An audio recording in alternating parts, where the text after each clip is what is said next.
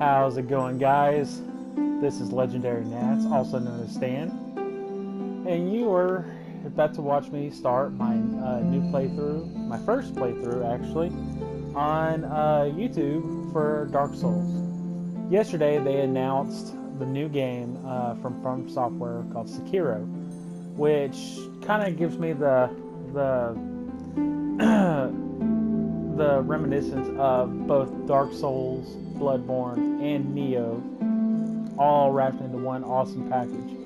And so, because of that, I decided I want to go into doing a playthrough of all three Souls games.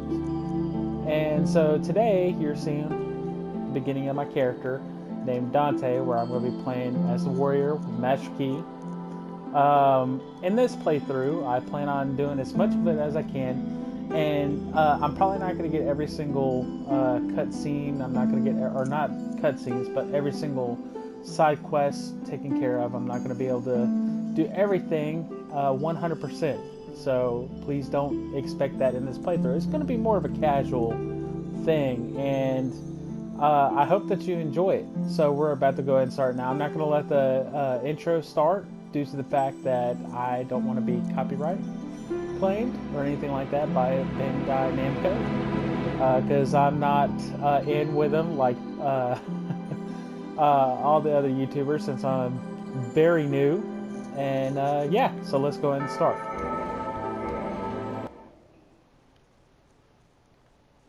Now, right before it's, well, it's about to actually start, so go ahead. Just to go ahead and clarify, if you haven't ever played this game, now is the time to do it. I'm just going to be honest with you. Dark Souls, the entire Souls franchise, is one of my favorite franchises from the very beginning. My favorite franchise is the Devil May Cry series. That's why my character's name is Dante, even though he doesn't even look anything like Dante. He's an ugly son of a gun. But the Soul series has always been one of my favorite series, and I just really want to share this playthrough of on PS4 with the remastered edition. So I kind of just want to go through that. If you don't know anything about the game, well, you see that I'm all janky looking. Same thing with these guys. You look at the titty, it's all kind of nasty looking right there. It's because we are hollows. We are in a fallen world where people are cursed and they become undead. And the further and further that you die, basically how they say it all is that you lose your humanity. And the more and more you lose your humanity, the crazier you go, and they put you inside of a prison like this. This right here is one of the guards. It's a demon. So we will see him later. So let's continue on.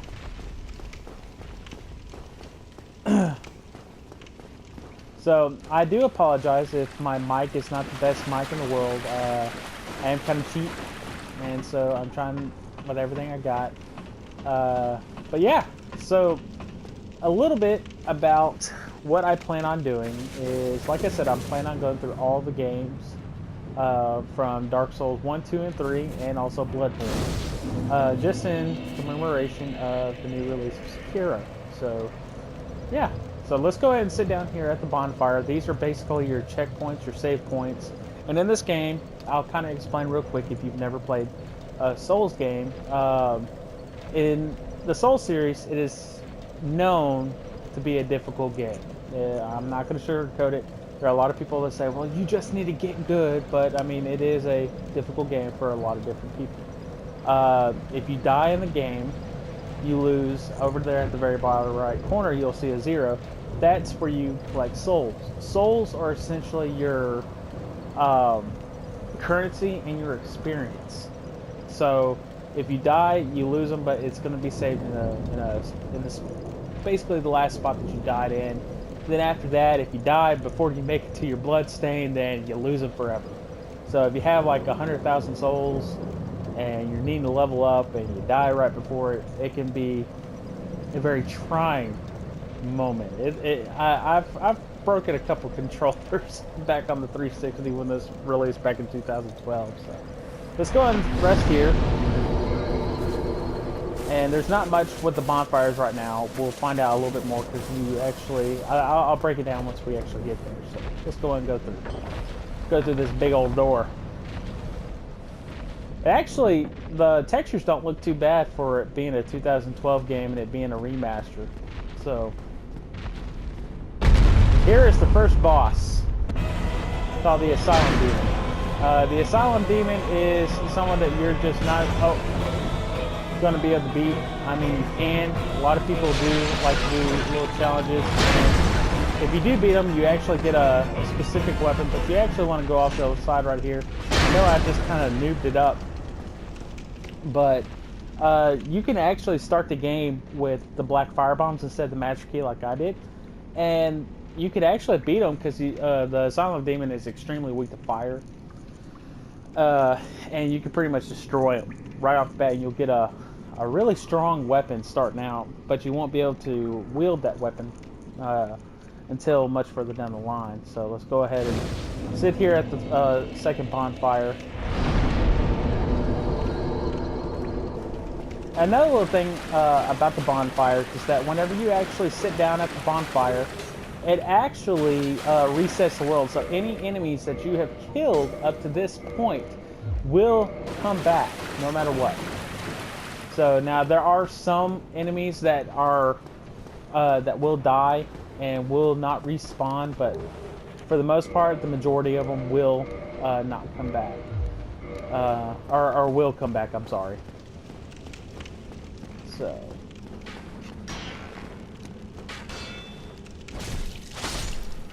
get our first real enemy right there.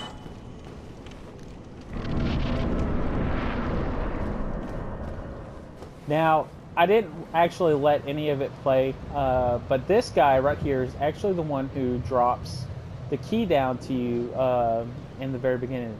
And we're going to go talk to him here in just a second, but how you actually get in there, can't actually walk in there. You have to do this right here.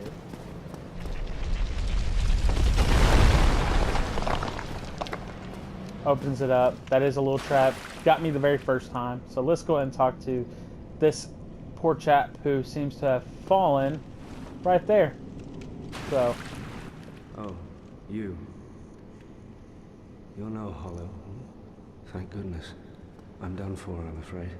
I'll die soon, then lose my sanity. I wish to ask something of you. You and I, we're both undead. Hear me out, will you? Let's hear him out. Regrettably, I have failed in my mission, but perhaps you can keep the torch lit. There is an old saying in my family. Thou who art undead art chosen. In thine exodus from the undead asylum, maketh pilgrimage to the land of ancient lords. When thou ringeth the bell of awakening, the fate of the undead thou shalt know. Well, now you know. And I can die with hope in my heart. Oh, one more thing. Here, take this. An Estus flask. An undead favorite. Oh, and this. Now I must bid farewell, and thank you. Didn't mean to skip through his words right there. Now there is a quick way to handle this. You could actually just kill him outright, and he'll give you all that stuff right from the drop. But this is Oscar of Astora. Like I said, he was in the very beginning of the game. He actually drops a corpse inside of your cell. The cell that we were just locked in, and gives you a key so that you can actually escape. Because he is under the belief of an old wives' tale, an old parable from the homeland of Astora, which you will hear a good bit more about Astora as we continue on through the game. But that those who are undead get locked up in the insane asylum, which is this place, the place that we are in right now, and that if the undead are to escape, they're considered the chosen undead. And he actually considered himself a chosen undead. And that's what he was trying to do. He was trying to escape and also trying to help any other undead actually escape as well. But unfortunately, it seems that he failed, and when we walk out here,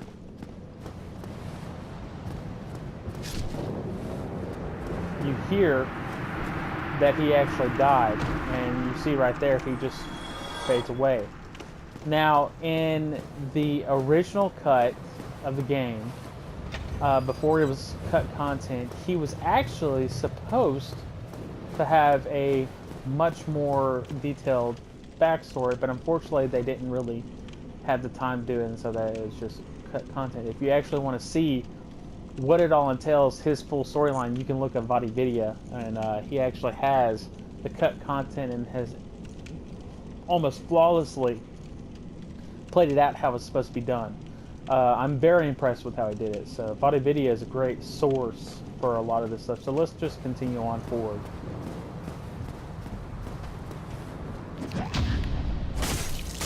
That ain't riposte right there, but what this enemy right here is basically for is to help teach you about parrying.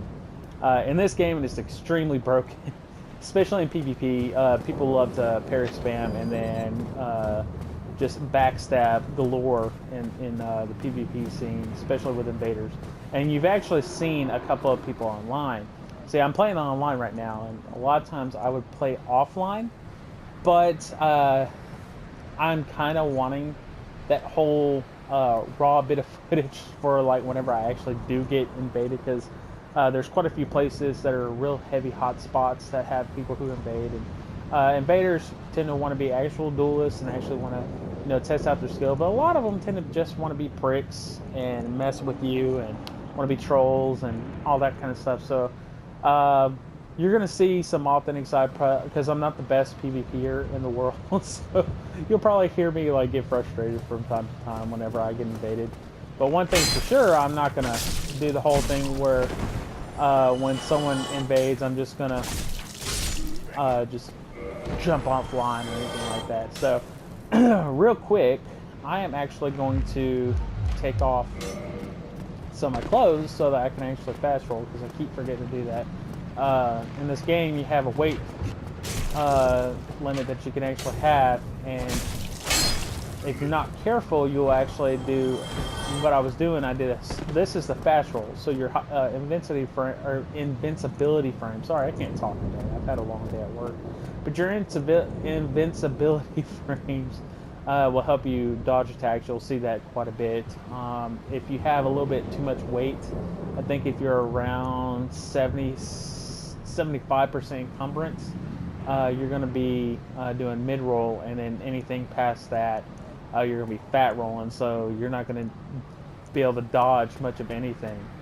So there, that right there, I did a parry with Hoss. So basically, I just did a critical hit on this fool right here, and yeah, you'll see a lot of people actually utilize the critical hits in this game. And we're about to go into the our first fog light or fog wall, and basically this is anytime you see anything like this where you have a traverse the white light, and then you're going to be going up against a boss for the most part. And you've already seen this boss. This is the Asylum Demon, and you can't actually stay up here forever, because he will actually jump up there and smack you down. So really, with him, he's not a harder fight. You just want to kind of stay close to the booty. You really want to stay close to his right side, because his right side is a little bit more of his more open side. And if you want to actually time your dodges properly instead of what I just did, but he's about to do blue slam.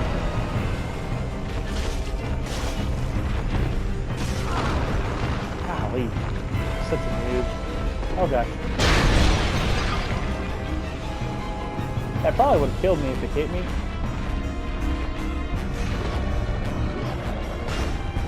So you gotta just be able to time your dodges just right, and whenever you drink.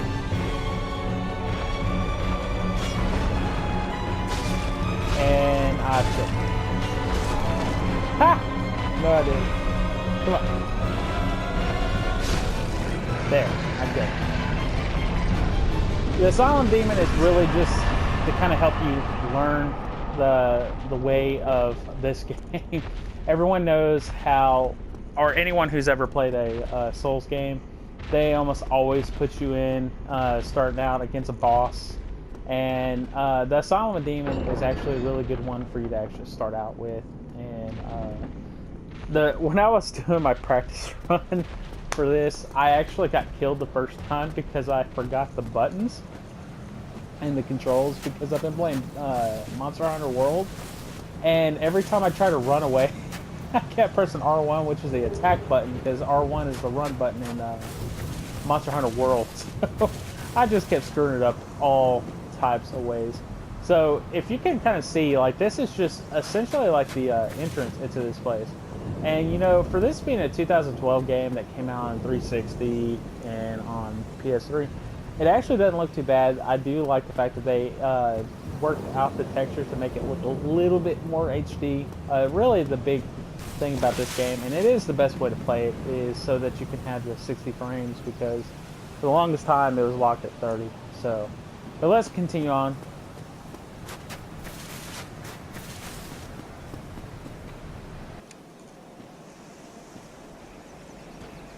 Only in the ancient legends it is stated that one day an undead shall be chosen.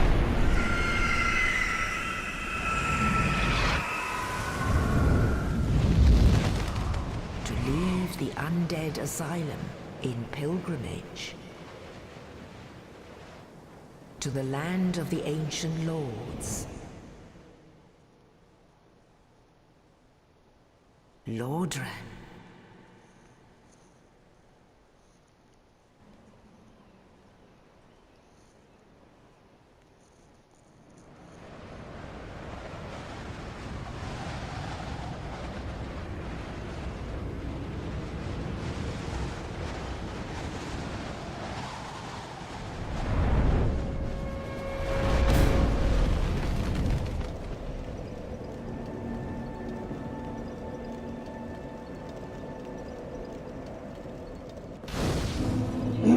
Excuse me.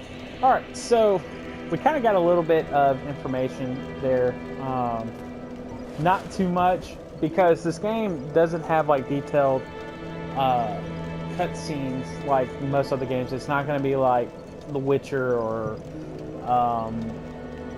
Metal Gear Solid or anything like that. This game, how you find out about the lore of this game, which is one of the best parts, is actually you have to read the descriptions. Like for example, what the Estus Flask is. The Estus Flask is the undead treasure, these dull green flasks filled with Estus at bonfire fills HP.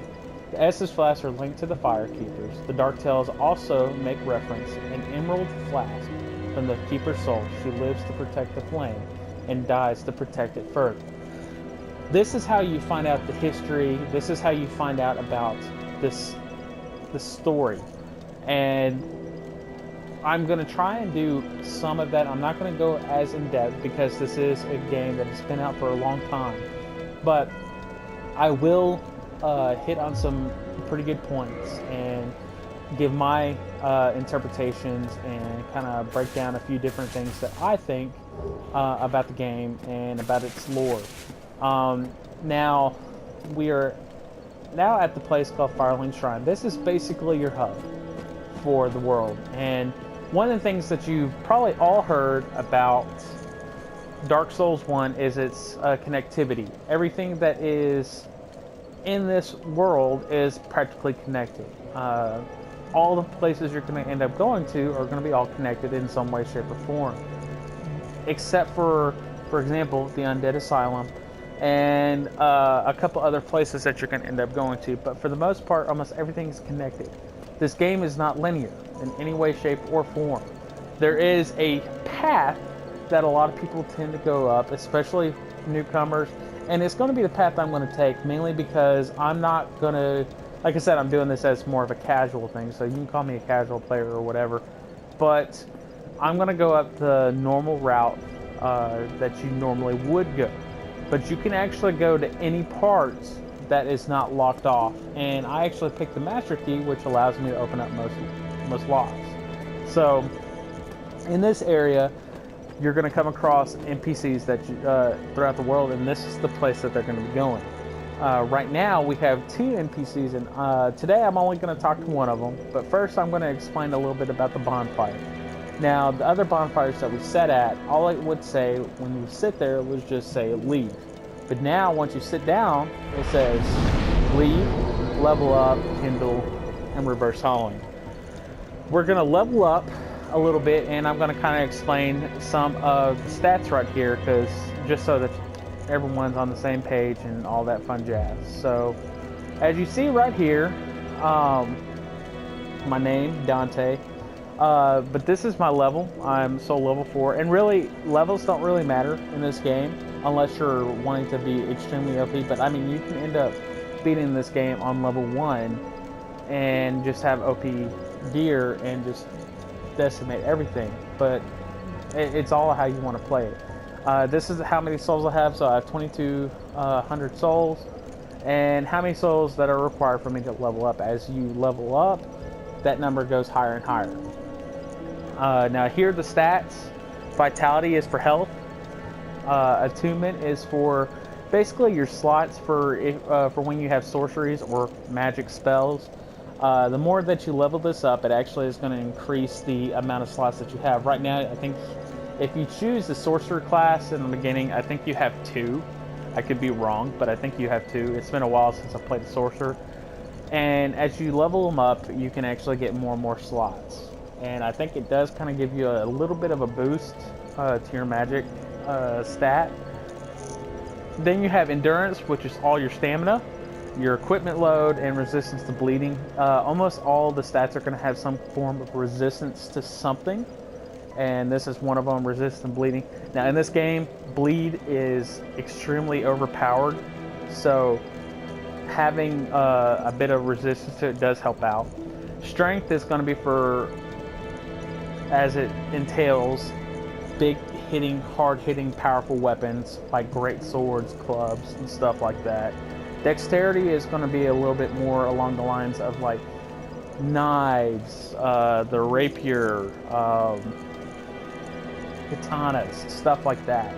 So, and in this game, I remember back whenever I used to play it on 360, a lot of people played dex builds. Now, like I said, you can play this game however way you want to. You can choose any class and you can build it however way you want to, but that's just one of the little things. Dexterity is a good, if you want to run a dex build, it's a really good build. Resistance is absolutely pointless. You never want to level up resistance at all. Intelligence is for sorcery, so it gives you a power boost to your sorceries and your magic weapons.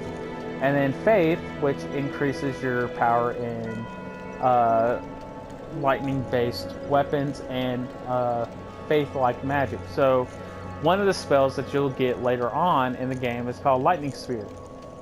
Lightning Spear is a miracle, and it does lightning damage. The higher you level up this particular stat in faith is going to make that attack much stronger. So there's a little bit of stuff to kind of go over right there.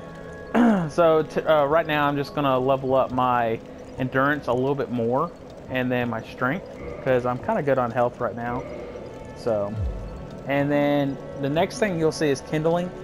Kindling basically will increase the amount of Estus flasks at any bonfire that you go to and sit down at, and it'll basically make the flame bigger. As you see right now, I have 10, and originally I had 5, and that's because this particular bonfire is already kindled at 1 level for the most part, and so every time you spawn at this one or you sit down at this particular bonfire, you always have 10.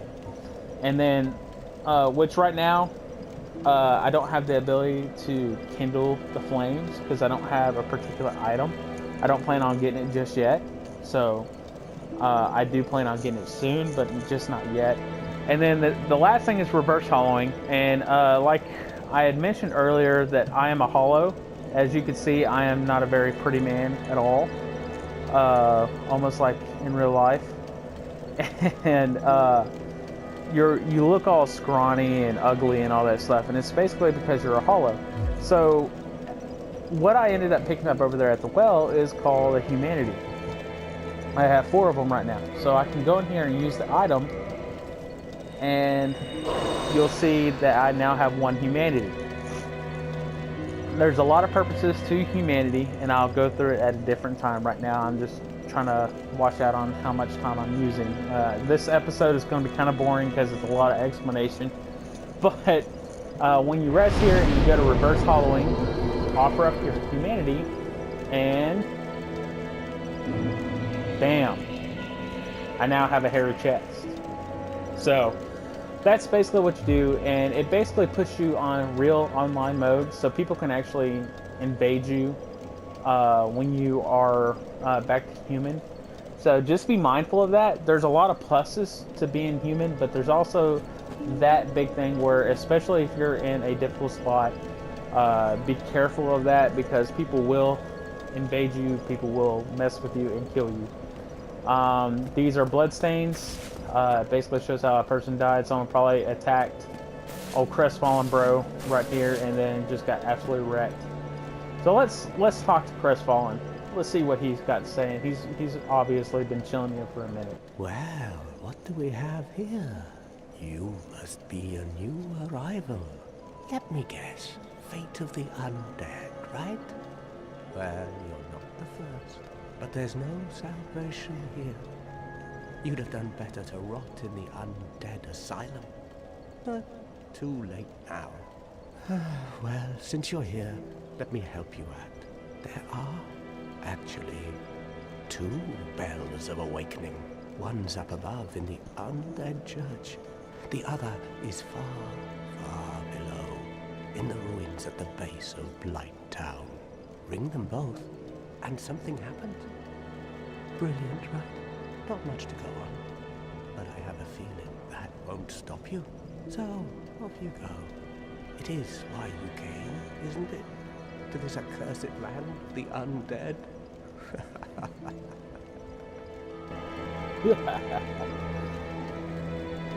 Pretty interesting. So there's already some discrepancies with what Oscar of Astora told us, that there's actually 2 bells of awakening.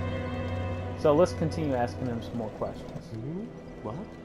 You want to hear more? Oh, that's all we need. Another inquisitive soul. Well, listen carefully then. One of the bells is up above in the undead church, but the lift is broken. You'll have to climb the stairs up the ruins and access the undead burg through the waterway. The other bell is back down below the undead burg, within the plague-infested Blight Town. But I'd die again before I step foot in that cesspool.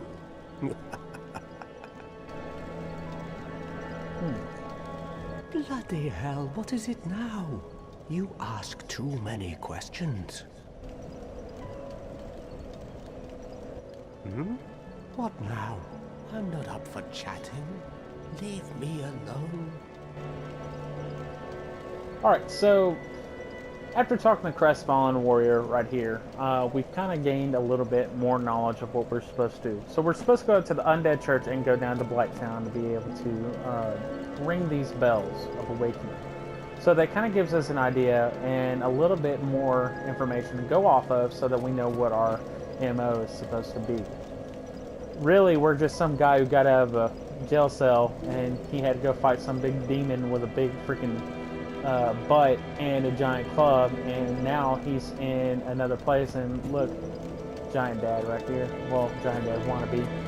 And now you're being told that you have to go to these 2 different locations. So today, this is probably as far as I'm going to go. And the reason is because this is a little bit more of the boring part, trying to go through some of the explanations on stuff. And how I'm wanting to kind of plan these videos out, I'm wanting to do about 20 to 30, maybe even 40-minute long videos. I'll just have to kind of play around and see how it's going to play out. But yeah, so we've learned a little bit on what we're supposed to do, and now we just have to continue on with what we got to do. So the next episode, we're going to go through Firelink Shrine, and we're going to actually go on up that pathway and head on to Undead Bird. So thanks for dropping in and have a good evening.